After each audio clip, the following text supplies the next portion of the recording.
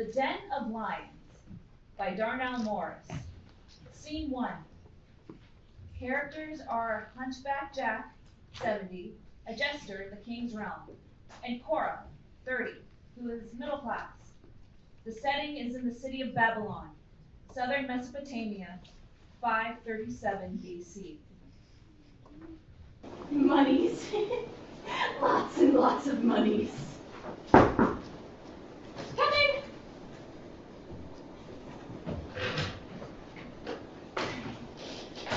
Hunchback Jack, my favorite jester, my closest friend in whom I delight in, how are you? I am well. What can I do to help you? Have you come for information? Who is it now that you seek to defraud and pull down? Do you have to say it so bluntly? Am I that much of a monster? Yes, indeed. Well, you have to understand, this is a dog-eat-dog world. Every man for himself. Yes, chew or be chewed. And I will not be chewed, but will do whatever it takes to get what I need. And you can get what I need, seeing that you are a jester in the king's realm, to which you hear many things that ought not to be repeated. Oh, I'm just a poor jester with a hunchback. I know nothing. I have nothing. I have money. And who is it that you seek to find fault in? Prince Zumoni. Yes, I can tell you what you need to know. First, you must get rid of that grain of oatmeal that I smell on you. Oh, yes. Forgive me, Hunchback. I sometimes forget to drop this off at the house when I come visit you. And tell me again why you hate oatmeal. Because my hunchback mother force-fed me that glop morning, afternoon, and at night for 20 years. And oatmeal every night shows poverty. And I refuse to have oatmeal again. I will eat what kings and princes eat. But never mind that. I will tell you what you need to know about Prince Zumoni. But why do you seek to destroy him? Well, the king delighted to have me as his son-in-law by marrying his daughter, but gave her to Prince Zumoni because of his family connections. Is there anything that you know that will make the king refrain from giving his daughter unto him? Yes, there is. But this type of information doesn't come cheap. I have a large bag of money here for you. It is yours. Why, thank you, my good man. You are so generous.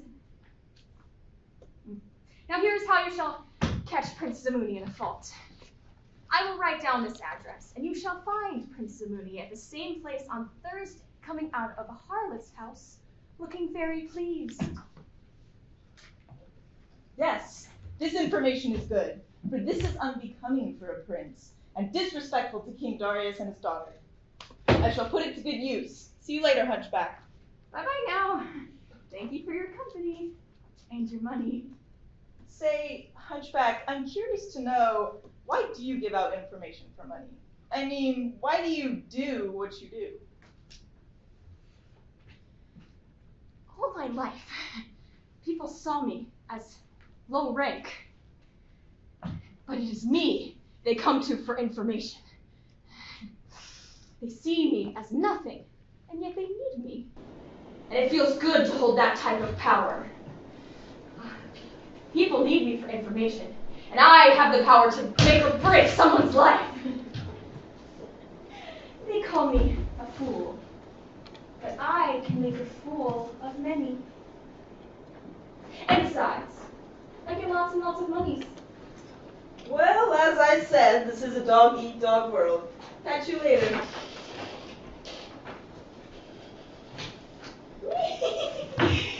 Greed, fame, money. Yummy, yummy, yummy. Give me more, you dummy bunnies. Greed, fame, money.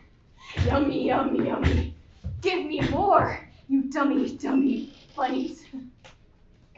What are you doing? Come on.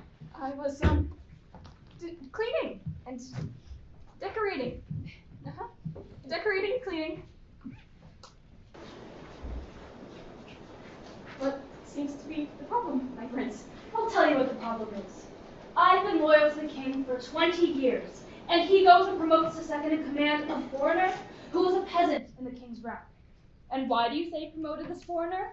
It's because this peasant interpreted a couple of dreams for the king. I mean, big deal. I could have done that if given the chance. But now, this man sits next to the king, enjoying all the pleasantries, while I sit beneath him and take orders from him. And I've tried everything to demote him, but there's no fault or wrong that we can catch him in because he holds fast his integrity. Which is why I've come to you. But the man that you speak of is Daniel, and I can't betray him. Oh, we're far past betraying people. But he's always helped me and saved my neck from being chopped up for not being funny to the king. And besides, you won't find nothing on him, because he's blameless and harmless, a man without rebuke. And he's a prophet, indeed. For in the first year of Balthasar, king of Babylon, Daniel had the vision of the Son of Man coming in clouds, and with great power and glory to set up an everlasting kingdom which shall not be destroyed. And he prophesied about the Messiah, the Christ, being put to death for others. I don't care about no stinking prophecy about clouds and glory, about a man named Messiah who was put to death for other people, and then coming back again to reign and rule forever. Look, spare me the fairy tale nonsense, and tell me how I can find fault in this man. I don't know. Oh yeah? Here's what I have for you. Are you sure there's nothing you can tell me? Well, there may be something.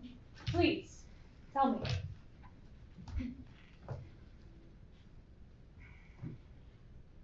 Have all the princes and governors and all the rulers who consult together to establish a royal statute, a firm decree that whoever shall ask a petition of any god or man for 30 days, except the king, shall be cast into the den of lions.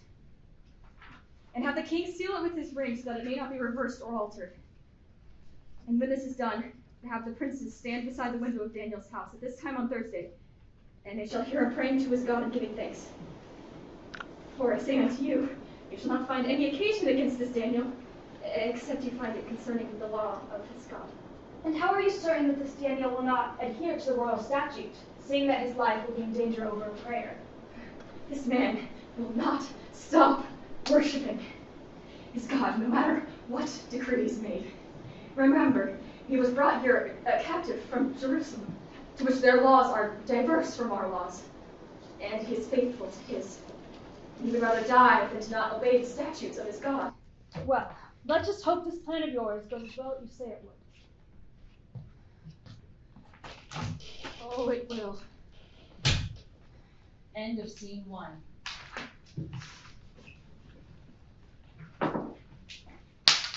Scene 2. Saturday morning at the Hunchback's house. Monies. Lots and lots of monies. Coming.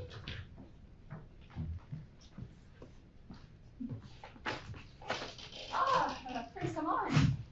What brings you here this morning? All is well, Hunchback. Everything is terrific. Here, have some money. What's this for? Your plan to get rid of Daniel worked, Hunchback. You will be fed to wild animals. And because of your plan, I am now where I'm supposed to be in life, which is at the top. And I owe it all to you. Again, thanks, Hunchback.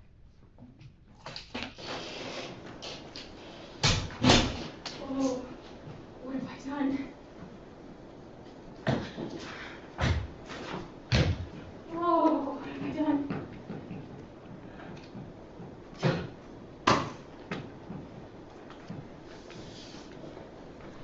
I must do something.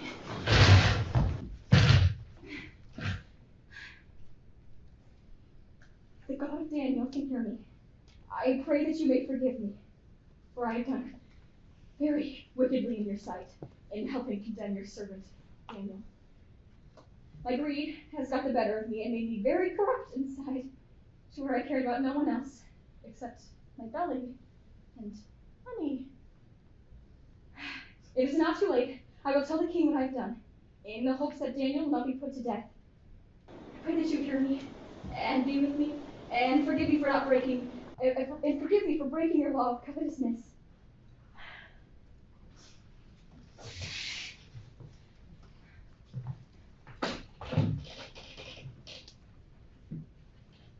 End of scene 2.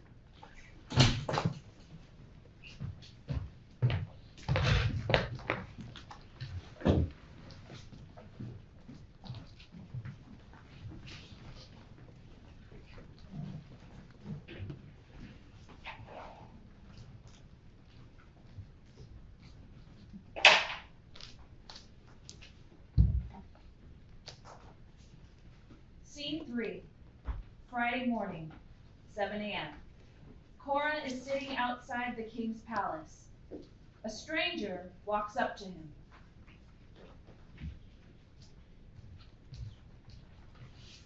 My friend, why do you look so sad? Are you only a stranger in Babylon, and do not know the things which have come to pass in these days? No, what things? Well, starting off, a good friend of mine, named Hunchback Jack, was put to death for treason because he sold state secrets to the Greeks for money, and for helping Prince Haman deceive the king into giving the order to throw Daniel into the den of lions. And so, what happened to Daniel? Well, it was said that Daniel's God had an angel stop the mouths of the lions, to which the king took him out of the den and put those that hated him with the lions, to which they were destroyed. And the king, seeing that God protected him, made Daniel to reign prosperously in his kingdom. Say, what is your name? Ezekiel. Well, Ezekiel, how about you come to my house for some tea so we can talk about more things that have transpired? Sure, I will be delighted to.